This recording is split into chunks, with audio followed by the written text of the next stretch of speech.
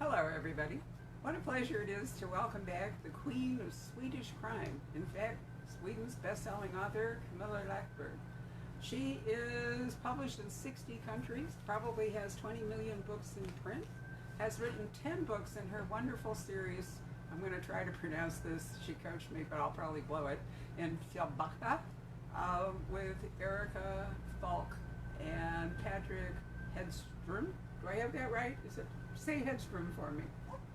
Excellent, excellent. You're Erika Falk and Patrick Hedström. Thank you. But we usually say, when we speak in English, we say it the English way. So Erika Falk and Patrick Hedström. That's very kind of you. I am never going to master Swedish vowels. I gave up on that a long time ago. In any Well, case, we're only 10 million people. That's a waste of language. Yeah. do you know, just as a sidebar, there's a fair amount of Swedish, Danish, Norwegian television that comes over in this country on MHZ TV, which you can now access on Amazon. And it does have English subtitles, but we've all tried listening to it to kind of get the rhythm of the other language, you know, because it's running in the background. And one night there's an Icelandic program, and so we forgot to check English subtitles. So what they do is they have a computer that generates the English language, and it's totally lacking in intonation or it's robots. And so we're watching this and we're thinking, these people have no life, they have no character, why are we watching this program? And then we figured out that was not the case. So I do recommend, for those of you who would like to watch the Erica Falk and Patrick Hedström series, which I highly recommend on MHC TV, which you can get through Amazon, that you just turn on the English subtitles, but then listen in the background for the Swedish, which is wonderful. So Ice Princess was the first book. It published in 2003, but didn't come to the U.S. until 2010. And Camilla came to visit us at the Poison Pen, risking her life in July. In the Heat with the Preacher, which was her second book. That was so much fun. We loved having you here. Yep. Do you remember it? Oh, yeah. That was such great fun, but I've never been so tired in my entire life because I did 10 cities in 13 days. And you have these media escorts in every city that picks you up. And we had a lovely lady in LA called Karen, and she said that American authors have a saying that is, there's only one thing worse than a book tour, and that's no book tour. So I kind of grasped what you meant, but it was fun. It was a lot of fun, but I was so tired when I came back home. I'm sure you were, but it was lovely to meet you. And one of the features that, we'll get back to it, one of the features I particularly remember was that your translator came. And so we were able to have a discussion with him. Him and his wife, I believe it was, about translating works from other language into English and how that works, which I thought was fascinating. But anyway, Camilla's been nominated for all kinds of awards, and the one I particularly like is in 2012, Elle named her the year's best dressed. Now, I don't know too many authors, Camilla, who are distinguished for their sartorial elegance, but you were right there. I think books and clothes is an excellent, books and fashion is an excellent combination. I love them both, so I try to combine them as much as possible. But when I'm at home, especially now during quarantine, I love my sweats. So today you get the home Camilla in her sweats. There's some very glamorous pictures of you on your website. I especially like your red dress. I think that's a knockout. Red is always an excellent choice, I think. The Scarlet Woman, that's me. I also see that you're part owner of a jewelry company, or perhaps you were, called Sahara Silver. That's an interesting thing to get into. Was it because your background's in economics, right? Yeah, I've actually exited that company, but since then I've started an investment company for women together with partners. So we've started Invest in Her that invests in various businesses by and for women. Which in fact plays into the plot of your new book, which I will hold up. The Golden Exactly. Cage. I try to combine everything I do. I thought that was kind of a nice little lead in there to the Golden Cage. Because obviously you're writing with passion, but you're also writing about what you know, which is how women can, in fact, invest Yeah. and become successful at business. So it's the framework for a revenge novel, right? Yeah, I do always love to combine the things that, as an author, you should always try to write about the things you know. And since I have a business degree, I also have, two legs to stand on, one as an author, one as a businesswoman. I just love to combine the knowledge you have. So you have a situation, not sadly uncommon, where a woman who has partnered with her husband and helped her husband succeed suddenly finds herself marginalized, a mom, and basically dumped.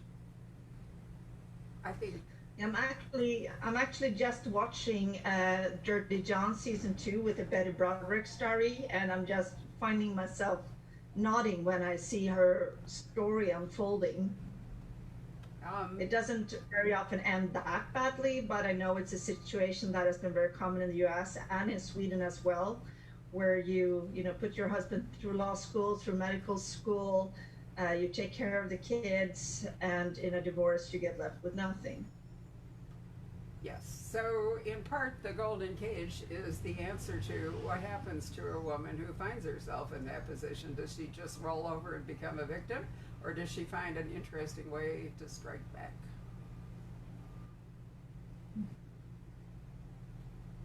So, it's a very clever plot. It's a bit of a bad connection. So if you wonder why I'm not always answering at the right time, I'm having a bit of lagging right now. I think it's your connection, I think.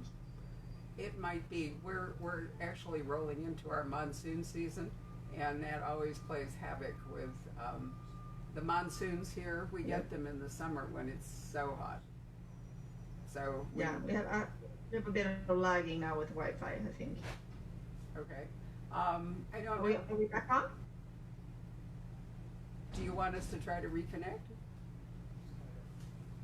I'm not sure if it's your Wi-Fi or mine. I could try to find another location in the apartment, but I usually have very good Wi-Fi, so I think it might be on your end, or should I try to relocate? Um, I can try. okay. We'll see. I'll walk down to the lower floor of the apartment. Get a little tour of the apartment at the same All right. time. Wow. Did you see Is that it us, painting? do you think? I think it might be us. Yeah, if Sorry? it's us, it won't help, unfortunately. Yeah, so we'll try. We'll see. Turn the lights on in here as well.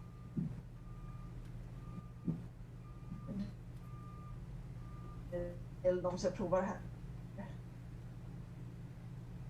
Any questions so far? No, not yet. Are you in the kitchen? Yeah, I'm in the kitchen. It's a kitchen slash living room. I've got a teenager in the corner over there. Oh, hello. my son saying hi. Hello. Well, it's hard to tell. Is it a little better Yeah, now? we'll try. Okay. Yeah, I think so. Yeah. Well, back to the golden cage. So here we have this woman in an unhappy position, and her choices are either to roll over and walk away with very little, or fight back. So it's been described as a revenge thriller. Is that the way you think of it? It's a fighting back thriller, or you could say revenge, same thing. But it's basically about taking back power. For me, revenge is very much about taking back power. As a woman, you too often give up your power, often voluntarily, because we think that we will get the reward later. And Faye, in this book, she decides she's just not going to roll over and accept it. And you were able to use your own background in business to help Faye create, in fact, her new life. Yes. I mean, this book is also very much a tribute to the genre I loved in the 80s when I was a teenager, the Sidney Sheldon genre, as I call it. And they were often about women taking over empires. There were often a lot of business and economics and gaining power through monetary and through business. So I wanted to use that, and of course I could use my own background, which was very handy. Does Sweden have a significant number of women entrepreneurs? And not as many as I would like, because it's much more difficult for women and female entrepreneurs in Sweden to get capital, investment capital. It's much easier for men, unfortunately. But we do have, that being said, we do have a lot of fantastic female entrepreneurs. So your own path to becoming a powerful woman has been partly through being a writer and then partly through business. But what inspired you to turn from business to writing fiction? To become a writer has always been my rock star dream. I've dreamt of becoming a writer ever since I was a small child. I just didn't think it was possible, so that's why I got a business degree instead and started working as a businesswoman. But I could never give up that dream, so I took a writing course when I was 27, and it's all history from there. So you're originally from, or you're a native of Fjällbacka? Yep. I live in Stockholm now, but I'm born and raised in Fjällbacka, and my mother still lives there. So it was a natural place for you to set a series, which is now what, 10 books long, I think. Yeah, 10 books and counting. I'm going to start working on the 11th one soon. Oh, good. I've killed a lot of people there. I was a little worried that this was. I know that the Golden Age is obviously different characters, and I was hoping that you weren't actually done with Erica and Patrick. That this was a story that didn't happen to fit their particular lives. Yeah, no, I'm going to continue to write about them. And what's with the TV series? Is it carrying on, or They're my best friends, and I miss them. I have to keep writing. I saw that the TV series started in 2011, or 2012, I think it was. Yeah. Is it still being filmed? No, we're actually in negotiations about other plans to film it. So we're just going to wait and see what happens. Did it affect your writing of the characters to have actors interpreting them? No, not really, because when they started producing them for television, I already had my universe in my head. So when I start writing another Eric and Patrick book, for example, I just step into that universe that I created from the very first book. So I'm very unaffected by the TV series. I very much enjoy seeing them come to life on TV and the cinema screen, but it does not at all affect me. Are they filmed? Is the actual filming in Fjällbacka, or is it in a similar town? It's in Fjällbacka, actually, and Fjällbacka is a very small town. It's only 1,000 people who lives there, so it's created a lot of chaos and excitement when the whole production crew has moved in, and a lot of movie stars that people recognize, and they've become like part of Fjällbacka, and people just love it. And a lot of people from Fjällbacka are extras. My mother, for example, has been an extra, and me too. Well, that's wonderful. There's a British series called Doc Martin, which is filmed in a very small town, and I gather that when the film crews come, you know, the whole town, it's like fiesta, as we call it. The whole town gets involved. Yeah, it's the same here. They just love it. Something's happening, you know. The And they TV. teach them how to play the banjo. The what? And they teach them how to play the banjo. So the TV obviously reaches a large audience. Do you think that that's had something to do with the, publishing in 60 countries now? Actually, I'd reached quite a lot of countries before they started filming them. So it's actually been the other way around, that the books have gained access to a lot of countries first, and then the TV productions has come afterwards. So it hasn't affected that much, I think. 60 countries is really an awesome number. It's cool. It's really cool. So in order, Some countries are really small though, like Greenland. Greenland is Danish the natural language of? I know that Greenland's part of, or was forever part of Denmark. Do Yeah, I'm people? not quite sure, but I do know they have their own language.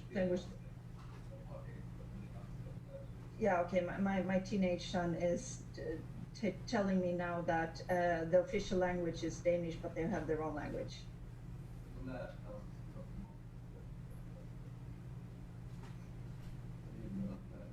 Mm. He's educating me on Greenland. I should know this. I've actually been to Greenland 4 different times. Ah, cool. And every time you go, I've never been. well, every time you go, because of the climate, you can go farther north. So the first time we went, you could only go through Prince Christian. Sorry, it's lagging again. Is it?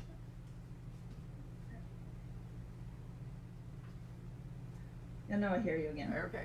The first time when you go there, when I first went, you could just do the very southern tip of Greenland. And then as climate change has happened, you can now Yeah. move up higher. Are you back? Sorry, it lagged again. It's okay. Okay, now I hear you. Now we're back. Well, Yep. the reason I was asking is that obviously your works are in translation in many countries and many languages. Do you work with any of the translators? Well, they contact me with questions sometimes. So they email me and ask, specific things like, what does this mean, or how would you describe this phenomenon?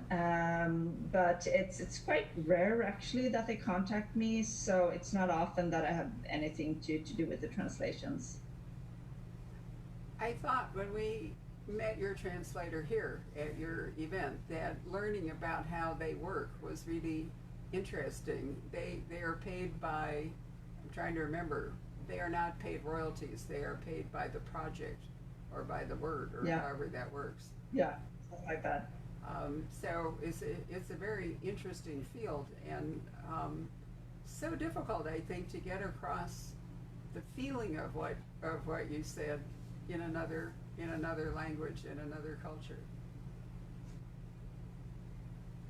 Yeah.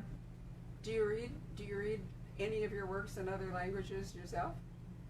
No, and I mean, I could read them in English and Norwegian and Danish, but in other languages I couldn't even read them.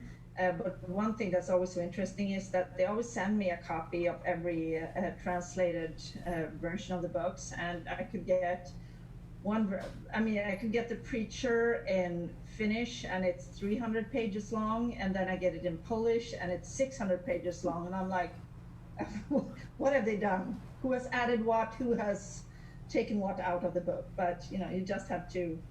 Of course, I know that different languages have different amount of words, but it's very interesting how much it can differ actually. Wow. Yes, I can certainly see that. American publishing likes a certain length for most of its books. Right around 300 to 350 pages is kind of the norm. So I often wonder what they do if they're translating it from another language. Do they pad it up, or do they pare it down? It's lagging a lot now. Is it lagging on my end too, or is it just when I see you? No, it is a bit. I don't know that there's anything we can do about it, so I'm just pausing. Yeah, just working through it. Exactly. So I had another question. I'm trying to think. Patrick, do we have any? Yeah. All right, Patrick has some questions from people watching it that he would like to pose to you to answer. Great. Okay, Camilla, can you hear me okay? Or are we lagging again? Hang on, she'll look up when she. think I've doomed our connection. Really? How? No, just by standing up. I don't know. Oh, okay. Can you hear Patrick yet? Okay, she's. And no, you just it froze just until now, so I Okay, didn't how about hear how about anything. now, Camilla? Can you hear me okay? I can hear you now. Now Okay. I can hear you now. Perfect. I have a couple of questions about the television show, and one of them is simply what is the name of the show itself, and do you know which channel it's on in the U.S.? Is it on Acorn? No, it's on MHC. MHC. Yes, it's called. I call it. I think it's called Fjällbacka Murders in English. Yes. Ah, We in Sweden we have it on Netflix as well, but it might not be on the U.S. Netflix. I can actually answer that question. It's MHZ as in zebra TV, which you can access from Amazon, and it's called the Fjällbacka Mysteries. Yeah. okay. And then I have another question, kind of a standard question about your writing process. Can you talk a little bit about that? Do you plot? Do you outline your books, or do you kind of work without a net, as it were? I work without a net. I have a basic idea. I have a general idea of who the murderer is and what the motive is, and I have a starting point, and then I just take off. And I write it chronologically. I'm not one of those writers who have the wall full of post-it papers with post-it notes with all the scenes laid out. I write very much as I go. Actually, I have a question myself. I'm a fan of the books of, I'm going to blow the pronunciation, Siowal and Walu from the 1970s and early 80s. You know, we got a really interesting look at, you know, sociological.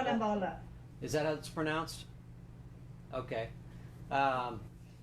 Were they an influence on you at all when you were growing up? They have influenced all the Scandinavian crime writers, I would say, because they set a totally new standard and a totally new way of writing crime stories that were very socially aware. So they opened up this totally new path of crime writing in Scandinavia. So I don't think anyone writing crime here has gone untouched by their influence. She just died, by the way, Maja Sjöwall. It was quite recently that she died. What about Henning Mankell, who said so many of his books in, is it Malmö? I don't know how to pronounce it, but it's the town at the other end of the bridge to Sweden, right? I mean to Denmark. Yeah, it's actually Ystad, a southern town, which has become quite famous for the Henning Mankell books. Oh, that's right. I've read those two. I've read those two, of course. I think every Swede has. Right. Ask about her standalones. It is an Ystad rather than, sorry, yeah. What about your cookbooks? You've written 2 cookbooks. Yeah. Yeah, I've written 2 cookbooks together with one of my childhood friends, who's one of Sweden's best chefs, because I love cooking and I love eating. So for me, it was a wonderful adventure to be able to create 2 cookbooks together with a professional chef. Have they been translated into other languages? Yeah, I'm not quite sure how many, but I know they've been published in Spain and France and Italy, for example. So quite a few countries. And what about your 6 books for children? I'm up to 10 soon. I'm having a little bit of a jubilee, so I'm publishing the 10th one in September. And they've also been published to, I think it's 15 or 20 languages. Russia, Polish, for example, Finnish. It's quite cool to see the books when they come in other languages, when I get them in the mail at home. It's about my boy, Super Charlie. My son, Charlie. So the lockdown has really, for some authors, given them more time to work, and for other authors, it's been distracting. How has it worked for you? A little bit of both. I was actually supposed to have stayed for 4 months in LA this summer. I rented a house and had made all the plans to take my family there and stay there and for the launch of the Golden Cage. But instead, it's a summer in Sweden, and it's given me a lot of more time to write. And as an author, it doesn't really change my everyday life that much because I stay at home in the pajamas and work most times anyway. So I think it affects us less than it affects other groups of work. So with your background in economics and love of cooking, how is it you handle the police procedure? Do you have people you consult in order to get your cops to behave like cops? Well, firstly, I've always been a crime nerd ever since I was a child. So ever since I was a child, I've been a true crime fan, and I've read nonfiction books about psychology for criminals, profiling, forensics. When other little girls read about horses, I read about serial killers. So it's always been a huge interest of mine. Anne Rule was one of my big heroes, and she actually blurbed my first book, The Ice Princess, and we had a bit of email chat going on, and I was so blown away by that. And so I've always done research naturally. I'm such a crime buff, and I watch everything true crime. Also, my father was a policeman in the 50s before I was born, but he would also always tell a lot of stories. And my second husband was also a policeman. I remember your second husband. He came to visit Yeah, you. he was here. He was on the tour. He was.